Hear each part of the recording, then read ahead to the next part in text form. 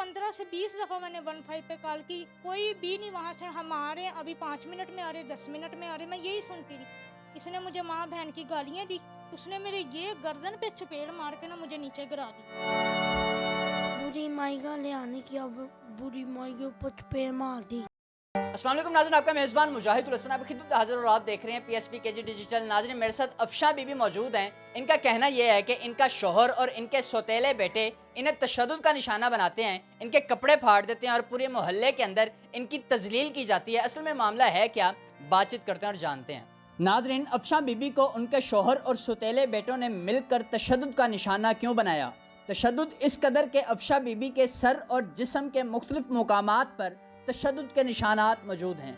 अफशा बीबी ने team PSP KG news को call करके बताया कि मेरा शोहर और सौतेले बेटे मुझे हर रोज़ मिलकर तशद्दुद करते हैं और इसके साथ साथ मोहल्लेदारों को गंदी और गलीज गालियाँ निकालते हैं। शोहर ने अफशा बीबी से 50,000 रुपये की डिमांड की थी और कहा कि मैं घर पे दोस्तों को बुलाकर जुआ खेलना चाहता हूँ, तो अफशा बीबी ने साफ इनकार कर दिया।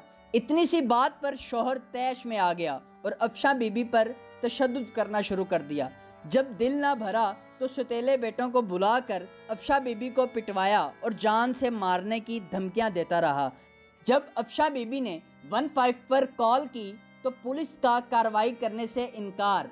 अफशा बीबी का रो रो कर बुरा हाल हो गया और अफशा बीबी मीडिया पर बात करने से कासिर हो गईं। लेकिन ये असल मामला है क्या, आइए जानते हैं अफशा बीबी के छोटे बेटे और मोहल्लेदारों से। बेटा, क्या कहते हैं बाबा आते हैं जब? बाबा बाबा कह रहे थे,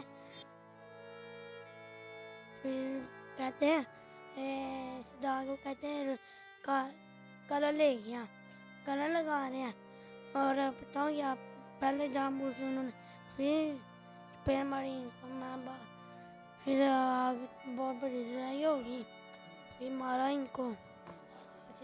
आपके सामने मारते रहे मम्मा को? और उनके बेटे जो मैं आए थे यहाँ वो भी था बना। उनके बेटे जो बैस वगैरह ने आके पिस्तौल वगैरह बना रहे थे वो भी बताओ। उनके बेटों ने क्या किया आपके साथ?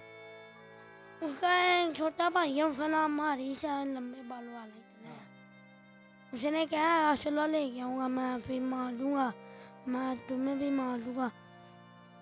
और हाँ। बैस ने पिस्तौल के अब वैसे नहीं हुआ, एक बुरी माई का ले आने की, अब बुरी माई के ऊपर चपेड़ मार दी। हाँ ये अवैस ने। हम्म। नाज़रीन, अफशा बीबी की मोहल्लेदार मेरे साथ मौजूद हैं। अस्सलाम वालेकुम भाई। वालेकुम सलाम। जी, क्या हुआ ये वाक़या, आपने अपनी आंखों से देखा है?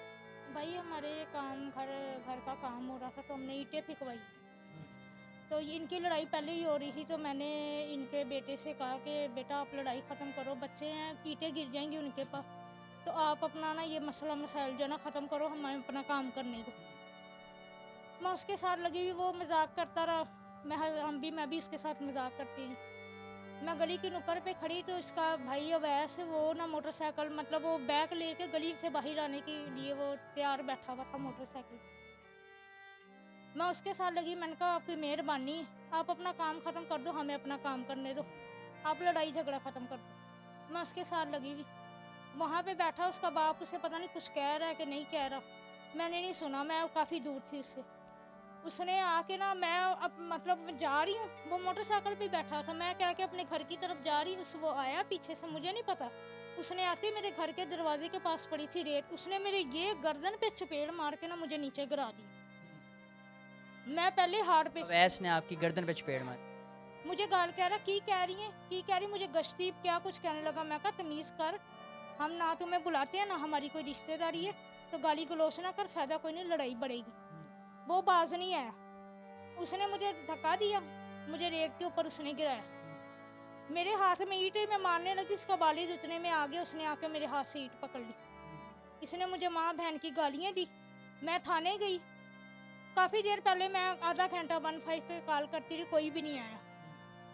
फिर मैं तकरीबन कोई 15 से 20 दफ़ा मैंने 15 पे कॉल की, कोई भी नहीं वहाँ से। हम आ रहे हैं, अभी 5 मिनट में आ रहे, 10 मिनट में आ रहे, मैं यही सुनती रही।